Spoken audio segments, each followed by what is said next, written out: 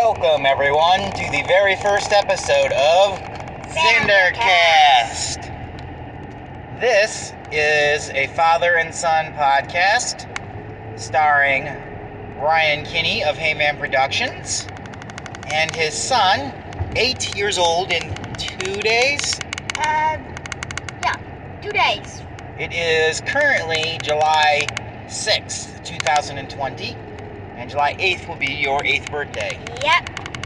Alright. Which actually makes sense because it's July 8th and I'm 28. Now, we call him by Xander. He is also known by several other names. Like Alex, Alexander. The Destructive Prince. Yep. Alright.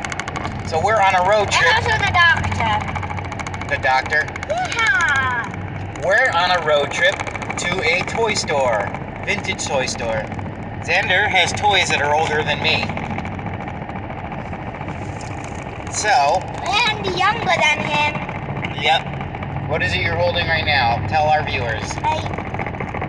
The Silver Beast Walker's sword. Probably coming with instructions.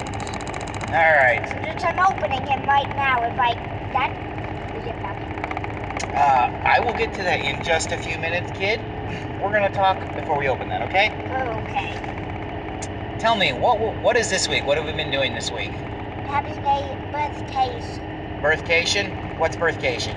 It's the week of my birthday vacation because I won't really have vacation. We don't have, you're trailing off, kid. I probably won't. I won't have a vacation. This year, so. So we made your birthday the vacation? Yeah, vacation. All right, and you're digging in more toys. So, what I want us to tell our viewers about is some of the things that we make up. We mentioned the Destructive Prince. That's from the Analog Kingdom. And you are currently trying to dig out Transformers. And you just mentioned you had a Power Ranger. Zord. What have we been doing with Power Rangers? What have we been making up? With Power Rangers. Legends and... You gotta speak up so they can hear you. Power Rangers Legends and Power Rangers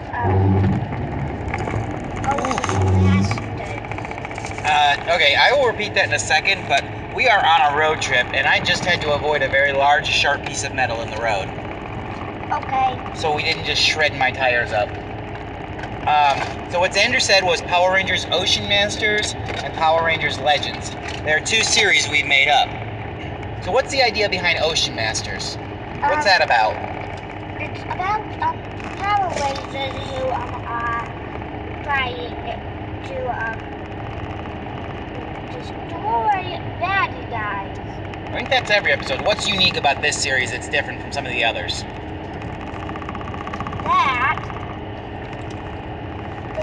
That they can go underwater and breathe underwater in their suits.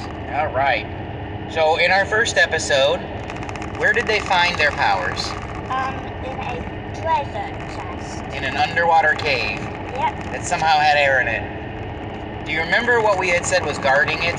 What kind of magical creature we made guarding the treasure chest? A dragon skeleton.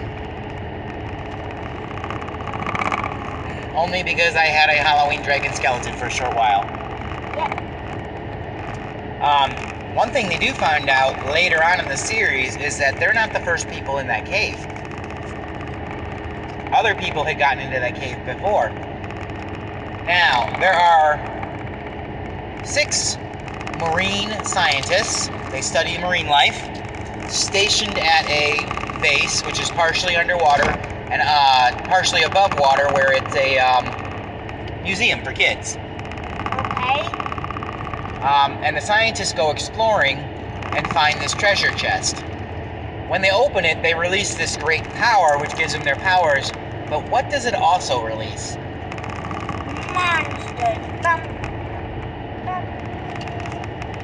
Yep, it releases our Cthulhu-type tentacle, weird underwater sea monsters.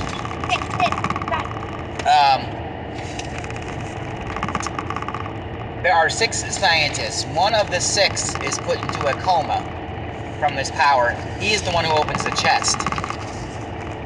The other 5 scientists get their powers. We have a Red Ranger. What's his Zord?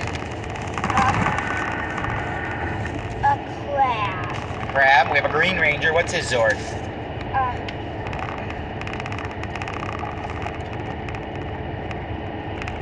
Do you remember? Turtle. There you go. What's the pink one?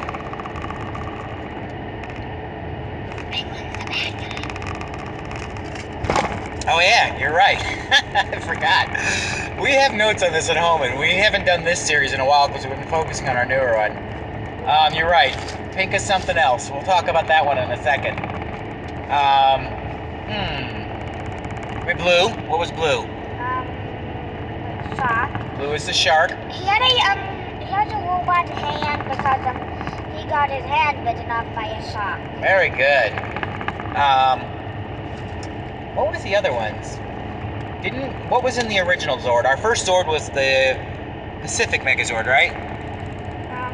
I don't know. It had a crab. It did have an octopus on it, I think. Or squid? Maybe it had a squid. That was purple? Octopus. We had a purple octopus? Yeah. It had octopus legs, which can form into straight legs when it goes on land. It had a turtle shell as the main body. It had a crab. Who am I forgetting?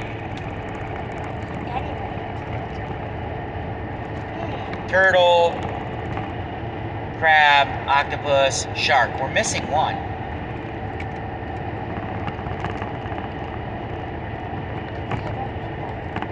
I don't remember.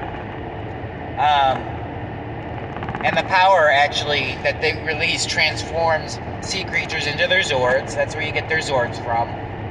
And then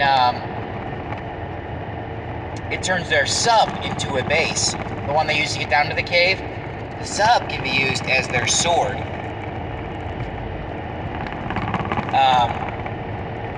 Yeah, we're missing somebody there, but we'll get back to it. So we learned something later on in the series about the Red Ranger. What's weird about him? Dad, what is his hair? I cannot transform a transformer while I'm driving a car, Xander. I don't know, I forget. We said later on, I stole a little bit from one of the Power Rangers RPM. He's a robot.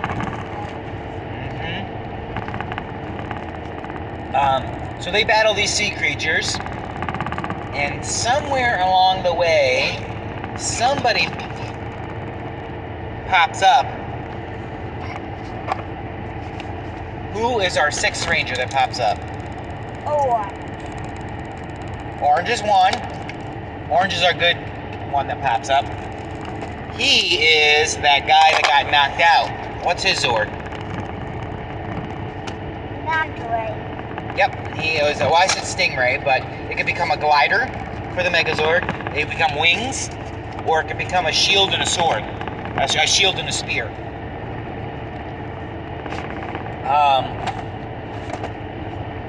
So that's our Orange Ranger. He's the guy in the coma. But we have a Ranger I introduced. You mentioned a Pink Ranger. Who is she? She is the bad Ranger who is part human, part avatar, because her dad is Billy, who's an avatar, and also is a leader. We made a time warp for him. That comes in Legends. We don't tell them that until later in Legends. So we do a little bit of a Superman-esque story where Aquatar gets destroyed by some great evil, and they send their child to Earth.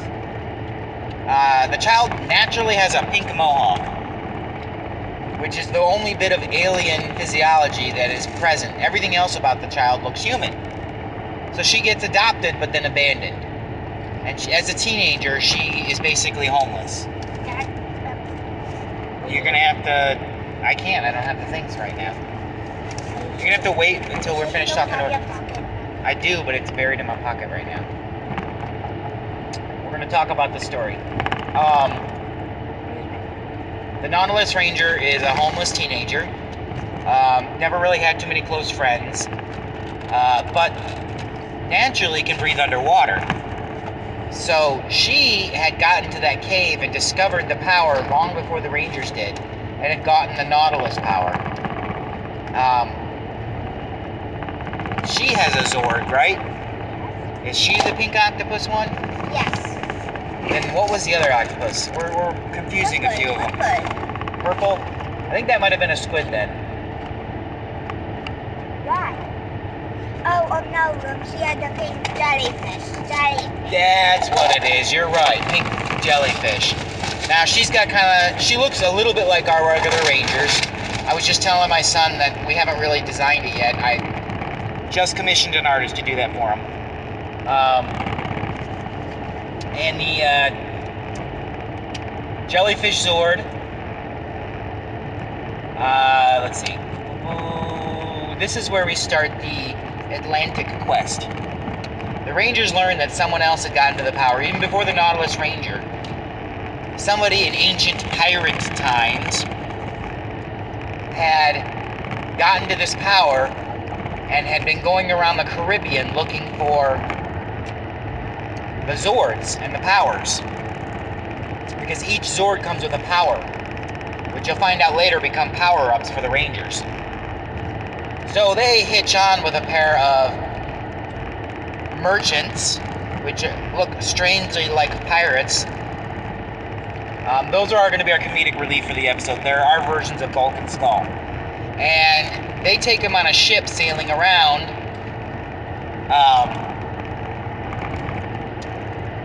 the Caribbean to look for the Atlantic Zords.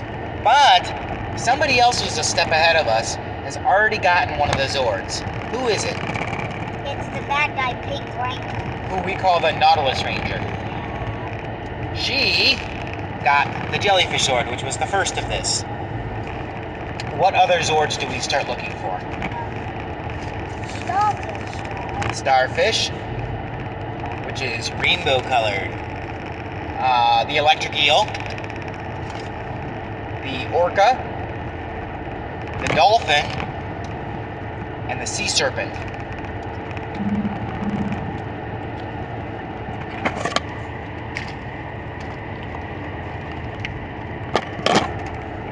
So those are our Atlantic Megazord pieces. And in typical Power Ranger fashion, she eventually makes friends as a human with the Rangers. She was kind of just a misunderstood teen who didn't have any friends or parents, and the Rangers befriend her at the I made that part up. Yep. At the well, let's see, they're in the Caribbean when they're fighting her. I don't know where they meet her, but they befriend her. And eventually she starts to turn good and joins them. But before we get to that, we have a major episode in the middle where we introduce a new character. In their quest for a Zord, they're looking for the electric eel. They trace the power to an underwater city, the ancient city of Atlantis. Yep, and what is it populated by? I forget. Mermaids. Oh yeah. Mermaids. That's really good. And we also pick up a Ranger there. yep. Now Atlantis is tied into our story as they were the original possessors of this power. They are the ones who had this power when it was the Atlantic Zords and all that. They were fighting the evil bad guys. The evil bad guys were destroying and sinking their city, right? Yes. So they finally give up their powers to seal away the bad guys, but their city is forever sunk. But with what's the last of the power left, it transforms them so they're able to survive in their city from humans into mermaids. Well, the Rangers unexpectedly let the bad guys go when they got their powers. So the bad guys come back to Atlantis to attack to get back the electric eel Zord, which in the interim, since it's been asleep and dormant, has been powering their entire city. So what happens if we take the electric eel Zord away from their city? They wouldn't survive. They wouldn't. But it's really taxing their city when the bad guys attack their big old dome, which keeps the city dry. Which I don't know why it would have to be dry if they're mermaids, right? Yeah. Maybe it's just a shield to protect their city. So the bad guys attack. They call upon their electric eel sword. No such luck. One particular mermaid taps into some kind of an unknown power when the Rangers use all their powers. They combine their powers together to power the city so that the electric eel sword could leave and draw the bad guys away, right? Yeah. What unexpectedly happens to the one mermaid that offers to stand there and be the vessel for this power? She becomes the Ranger. The Power Rangers give up all their powers to her for a temporary time so that she can become the vessel to power the city in place of the electric eel sword, and she becomes, what do we call her? Yep. So she gets legs and turns into a human with basically the Rainbow Ranger is what we made. And if you're ever a fan of the old Sentai, we decided she looked like a female version of the character Big One. It's got kind of a rainbow on its face. Now later on this resolves itself when they find a way to power the city, and they found a way to give her her powers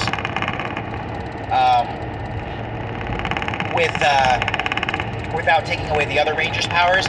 But we don't do that until they get all the power-ups in the Atlantic Rangers Org. So when the Rangers leave this city, they don't have their powers. They don't get them restored until they get the Atlantic Ranger powers. With all the Atlantic Zords and the Nautilus Ranger helping. Now in the interim, while all this is going on, the Nautilus Ranger uses the fight to sneak in and steal the electric eel sword before it can get away. The Rangers thought they just let it go. They didn't know that she came in and captured it. So, there's that. And the Nautilus Ranger, when they get their Atlantic Zords, they get power-ups too. And their suits turn colors. Like if you're the dolphin or the orca, your suit would get stripes that are black and white. And you get special power-ups. Like an orca blade.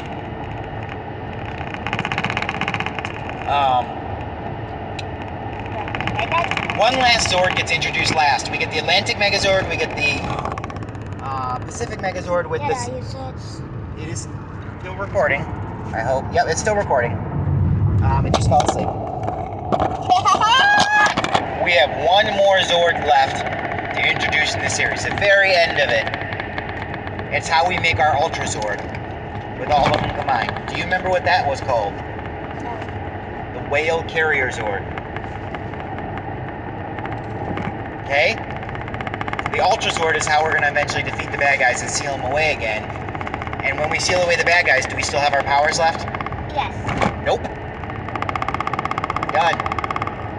So there's a few storylines in here. We added a special episode. What was the one special episode with a guest star we invented? I forget. Who's your favorite Power Ranger? Tommy? Tommy? Remember the episode where he showed up? Oh yeah, wait. Alright. Now, the reason these Rangers, we start out with Ocean Masters is we developed this series in the bathtub. Yes. So we made them Power Rangers we could play with in the bathtub. And we used bath cranes to draw on the walls. Our very first design of the Pacific Megazord was on the walls. And Xander drew a design with a weird hat. I have pictures. I have since had artists draw those professionally for us, so they look pretty. But using our bathtub scribbles. Well, if you remember the original Mighty Morphin Power Rangers, what does the Dragonzord come out of when he gets activated? The water. The ocean. And he goes back into the ocean and never comes back again. So potentially, where's the Dragonzord still? He's never destroyed. He's under the ocean. Great, Tommy lost his powers. He couldn't activate the Dragonzord, but it was still under the ocean sleeping. You forget, he has the master walk. Right, but that happens years later. none of the Power Ranger series has ever discussed what happened to the Dragon Zord. So the Ocean Masters find the Dragon Zord and accidentally wake it up. But without the Dragon Dagger, you can't control the Dragon Zord. So it's going wild, and it's up on land, and it's shooting missiles out of its fingers, and it's destroying things. So they call upon an expert to help calm him down. Who has gotten their powers back and does have a Dragon Dagger now? Tommy. So they call upon him to come put the Dragon Zord back to sleep. It's too uncontrollable to keep active. So they call Tommy, and that's our special episode. It's crossover with Tommy coming over to help him out. This is gonna be 8 years after Beast Morphers. Oh yeah, did we decide that was years after Beast Morphers? Yeah, it is because Because we used Legends to make a bridge into Power Rangers SPD, which is a future episode. But yeah, I even decided that we would name that underwater research area Mariner Bay, which is a name from Lightspeed Rescue.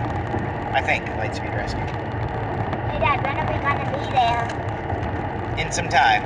How long? I don't know. Let's finish our episode and then I'll figure that out, okay? Okay. Alright. We're not going to talk Legends today. Episode 2 will be Power Rangers Legends, okay? And then episode 3 maybe will be the Analog Kingdom. We'll talk about that. Yes, Wayward! So this podcast is basically me and Xander talking about what kind of things we make up. Okay? But I don't get to talk a lot. Well, you're welcome to right now. I keep asking you questions to get you involved. This is your podcast, kid. And if you've seen Doctor Who, don't be surprised. I'm a Doctor Who fan. He is. That's from his mother. I am not a Doctor Who fan. I am a Power Rangers fan. And also Teenage Mutant Ninja Turtles. For those that don't... I'm also a Star Trek fan. For those that don't know me, I'm an artist and a writer, so we make up lots of these things, and I either draw them or have them drawn, or sometimes Xander gets special toys from them. So one last special plot point, another character we invented for this series. Near the end of the series, somebody steals the Prism Ranger power from Atlantis and uses it to revive a bad guy. It's actually 5 bad guys in one. What's his name? Prism Psycho Ranger. Right, I forgot. We cannot bring back the Psycho Ranger, but we can bring back all of them in one. Each of them have enough power left to bring back one. And they use the Prism Ranger's powers to bring them back. I think this is the episode where we might come up with the Wheel Carrier Zord that we used to defeat them, get the powers back. Very last episode. All the Rangers combine their powers, including the Prism Ranger, into one. And we, for the first time ever, one episode only, see a character that I've only had as a costume. So is Xander. The Uniranger. Basically, think a mixed up Power Ranger where every limb is a different color. Yeah, I remember. So, the end, we defeat them using the Uniranger's powers and basically burn out everyone's powers. All the Zords are depowered, Prism Ranger power is gone, Atlantic powers are gone, Pacific powers are gone. We use every last bit of our power to seal up that, back into that treasure chest. And do you remember our Red Ranger? He's a robot, right? He sacrifices himself to be the eternal guard to keep someone else from coming down to that cave and releasing the bad guys again. Because remember, before it was a dragon skeleton, right? Magic? Yeah. Well, the guard now is the Red Ranger. In human form, without his powers, he's a robot. He's never gonna die, he's never gonna tire, he doesn't need to breathe. But he could get rust. He could, but I think somebody built him well enough. He's just gonna stay in that cave underwater for the next forever, thousands of years. Until somebody defeats him. Well, that's the idea, is that he doesn't want to get defeated so he can protect someone from stealing the power. Because you can get the power if you open the chest, but you also release all the bad guys. The end. Of this podcast. Dun dun Stay dun. tuned. Episode 2, Power Rangers Legends. Now I have to turn off my phone. It's going to be